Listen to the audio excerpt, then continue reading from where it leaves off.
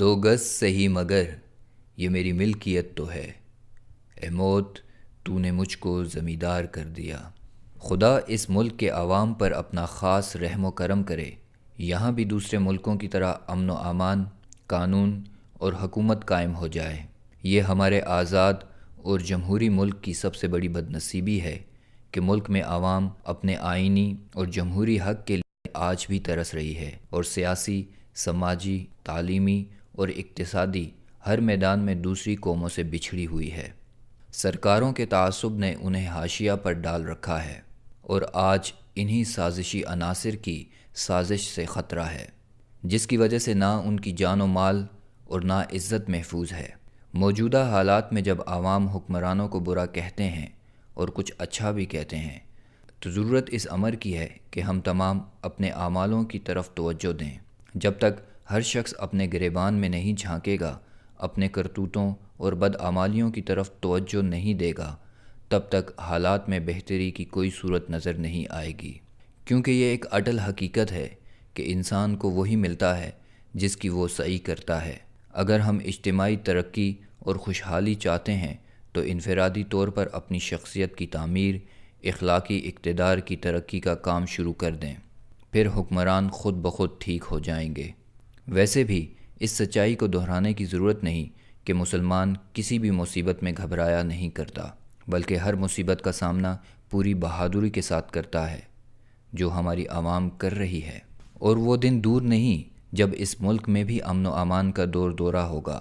ماضی کی تاریخ شاہد ہے کہ مسلمانوں اور مسلم ملکوں کے خلاف زمانہ قیامت کی چالیں چلتا رہا، آسمان رنگ بدلتا رہا، لیکن اسلام پر چلنے والوں نے صبر کا دامن کبھی ہاتھ سے نہیں چھوڑا۔ نہ گھبراؤ مسلمانوں، ابھی خدا کی شان باقی ہے، ابھی اسلام زندہ ہے، ابھی قرآن باقی ہے۔ گزشتہ 60 برسوں میں منافرت کا نیلا زہر بڑھتا گیا اور ملک میں ہزاروں قسم کے فسادات رونما ہو چکے ہیں، اور اب دہشت گردی اور ٹارگٹ کلنگ عروج پر ہے۔ ایسا لگتا ہے کہ انسان وحشی ہو گیا ہے۔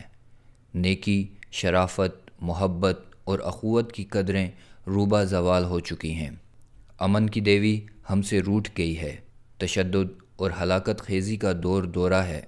دہشت کی آندھی چلتی ہے تو رکنے کا نام نہیں لیتی۔ لوگ مرتے رہتے ہیں، املاک تباہ ہوتی ہیں، اور بے بس و مجبور عوام سوائے چیخنے چلانے کے اور کچھ نہیں کر سکتے۔ یہی المیہ ہے کہ جہاں غریبوں سے ووٹ تو لیے جاتے ہیں مگر ان کی داد رسی نہیں کی جاتی۔ روز کی اجرت کمانے والا مزدور اور اس کے بال بچے کشاکش سے گزرتے ہیں۔ بچوں کو دودھ سے محروم ہونا پڑتا ہے، بزرگوں کے لیے غذا کی فراہمی مسئلہ بن جاتی ہے، مریض کو ہاسپٹل لے جانا ممکن نہیں ہوتا۔ کیا ایسا ممکن ہو سکتا ہے کہ ایک عام فرد اور امیر فرد دونوں کو علاج و معالجہ کی یکساں سہولت میسر ہو جائے؟ کاش ایسا ہو جائے تو ہمارا ملک بھی سنور جائے۔